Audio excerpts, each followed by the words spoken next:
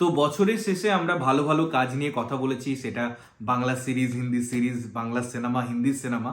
তো এবারে সময় হচ্ছে যে 2023-এর সেসব কাজগুলো নিয়ে কথা বলার, যেগুলো দেখে আমরা বিরক্ত হয়ে গেছি। লিটারেলি আমাদের মনে হয়েছে যে এই কন্টেন্টগুলো আমাদের কেন কনজিউম করতে হয়। তো আমি আজকে একটা পোল দিয়েছিলাম যে বাংলার যে খাজা সিরিজ 2023-এ, সেই লিস্টটা আমি আজকে করব না রবিবার করব না কালকে করব। তো তোমরা প্রত্যেকে আজকেই চেয়েছো, তো তার জন্য আমি আজকেই ভিডিওটা বানাচ্ছি। আমি রিসার্চ করে রেডি করে রেখেছিলাম, বাট ভিডিওটা বানানো হচ্ছিল না। তো দেখো, বাংলায় যে সিরিজগুলো হয়েছে 2023-এ, অনেকগুলো প্ল্যাটফর্মে আমি সেই কাজগুলো দেখেছি। কখনো হইচই, কখনো জি5, ক্লিক আছে, আড্ডা টাইমস আছে, অনেকগুলো প্ল্যাটফর্ম আছে, চরকি আছে। তো তার মধ্যে খাজা কাজ বাছাই করা খুব একটা চাপের কিছু ছিল না, বিকজ বাংলায় এত খাজা কাজ হয়েছে, এত এত বেশি বেশি খাজা কাজ হয়েছে, যেটা সংখ্যায় অনেক, এবং সেগুলো নিয়ে আমি একে একে ডিসকাস করব।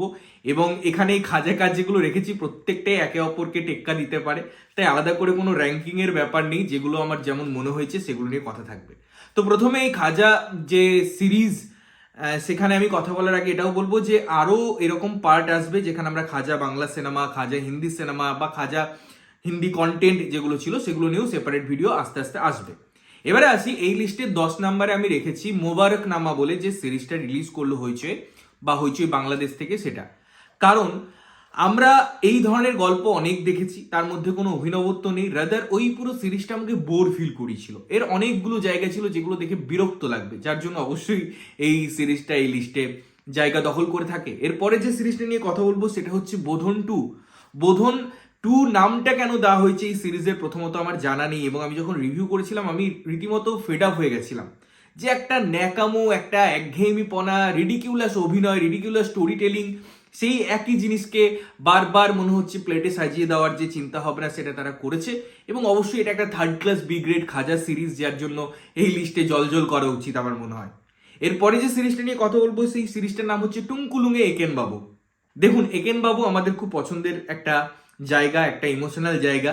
সেই জায়গায় প্রথম 3-4টে কাজ দিয়ে আমি যদি কথা বলি বা কাজ নিয়ে আমি যদি কথা বলি, সেগুলো ভালো ছিল। তারপরেই মোটামুটি খাজা কাজ আসা শুরু হয়ে যায়। এবার এই খাজার লিস্টে সব থেকে খাজা কাজ যেটা হয় সেটা হচ্ছে এই টুংকুলুঙে একেন, যেখানে প্রথম থেকেই আপনি বুঝে যাবেন কে ভিকটিম, কে সাসপেক্ট, কে কি সব জিনিস করতে চলেছে, গল্পের মোড় কোন দিকে নেবে, সবকিছু আপনার কাছে ক্লিয়ার হয়ে যাবে। পুরো সময়টা নষ্ট, এবং সেই জার্নিটার মধ্যেও আমাদের কোনো উত্তেজনা তৈরি হয় না। তাই অবশ্যই এটা একটা খাজা সিরিজ আমার মতে।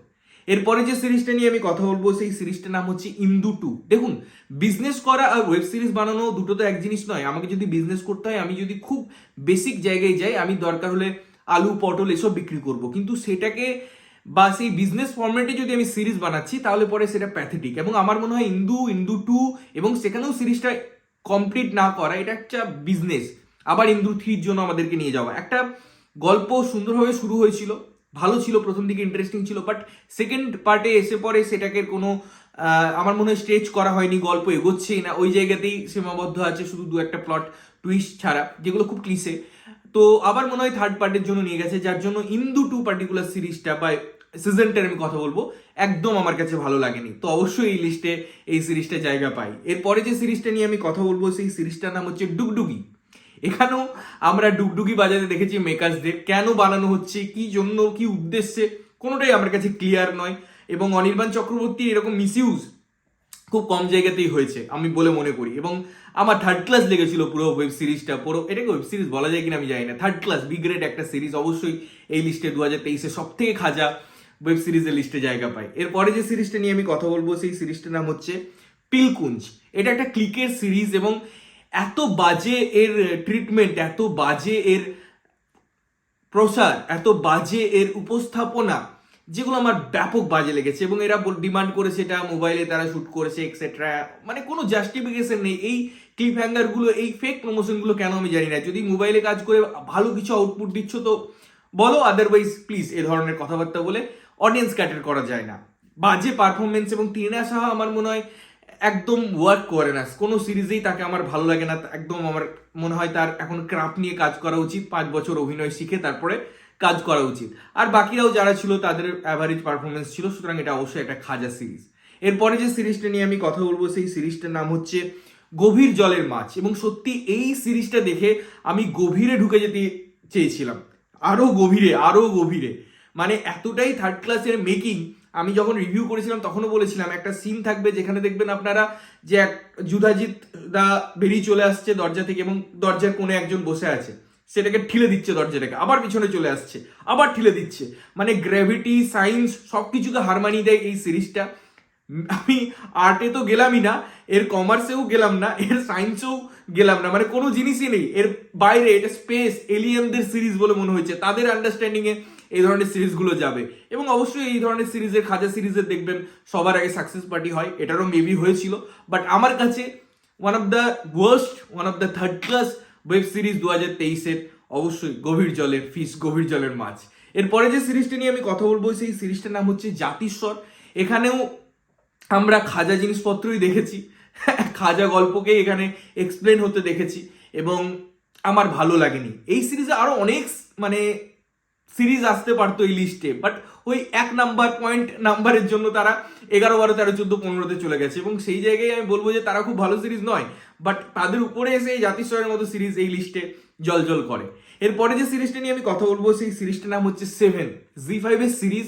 অত্যন্ত খাজা, একই রকম বানানো, একই রকম ডাইরেকশনে বানানো সিরিজ, সেই একটা জায়গায় গিয়ে বন্দি করে দেওয়া লোকজনদের, তারপরে সেই ঘটনাগুলো ঘটানো এবং এই সিরিজে আর লাস্টে একটা টুইস্ট দেওয়া হয়েছিল এবং এই টুইস্টটা দেখে আমি এত হেসেছিলাম। ইনফ্যাক্ট আমাদের বন্ধু বান্ধব যারা এই সিরিজটা দেখেছে তারা এত এটাকে নিয়ে খিল্লি করেছিল যে বলার নয়।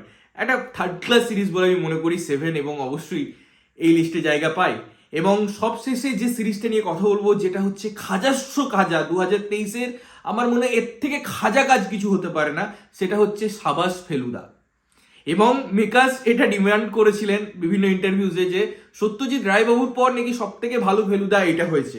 এবং এটা যদি সত্যজিৎ রায়বাবু দেখতেন, আমি সত্যি বলছি আজকে তিনি আমার জায়গায় বসে ভিডিও বানাতেন হয়তো, আমি জানি না, যে ভাই কেন বানিয়েছিস, কি দরকার, তোর দ্বারা হচ্ছে না তো ছেড়ে দে না, আমার নাম কেন খারাপ করছিস। আর আমার মনে হয় সন্দীপ বাবু এটা রাইটস দিয়ে ভাবছে আমি কেন দিলাম এই রাইটসটা, যদিও তিনি এখন খুব একটা ভালো কাজ করছেন না, স্টিল আমার মনে হয় সাবাস ফেলুদার থেকে তো বেটার কিছুই তৈরি করছেন বা করবেন, বা ফিউচারে তার ছেলে করবে, যার জন্য তিনি রেখে দিচ্ছে। যাই হোক, সেটা অন্যান্য ব্যাপার, বাট এই ফেলুদাটা এতটাই বাজে, তার ওভারঅল তার প্রেজেন্টেশনের কথা বলি, যেভাবে জিনিসপত্র হয়েছে, এবং আপনি দেখবেন এত এই ডিরেক্টর কলকাতা ইন্টারন্যাশনাল ফিল্ম ফেস্টিভ্যালে গিয়ে বড় বড় বাতেলা দেয়, বড় বড় কথা বলে, অনেক ক্রিটিসাইজ করে ক্রিটিকদেরকে, অথচ তার ফ্রেমে কি দেখা যায় 2017 প্রেক্ষাপটে তিনি ফেলুদা বানাচ্ছেন, অথচ স্বাধীনতার অমৃত মহোৎসব 75 বছর উদযাপন, এগুলো তার ফ্রেমের মধ্যে ক্যাপচার হয়। মানে কতটা দায়িত্বজ্ঞানহীন পরিচালক তিনি, সেটা তিনি প্রমাণ করেন এবং এই সিরিজটাও সেটা প্রমাণ করেছিল। এই ছিল আমার 10টার লিস্ট 2023-এ সব থেকে খাজা বাংলা সিরিজে। তোমাদের ওপিনিয়নে কোন সিরিজটা এই জায়গায় পেতো বা থাকলে ভালো হতো অবশ্যই কমেন্ট করে জানিও। এবং ততক্ষণের জন্য ভালো থাকবে, সুস্থ থাকবে এবং সবসময় এগুলো না দেখে ভালো জিনিস দেখবে। ততক্ষণের জন্য টাটা।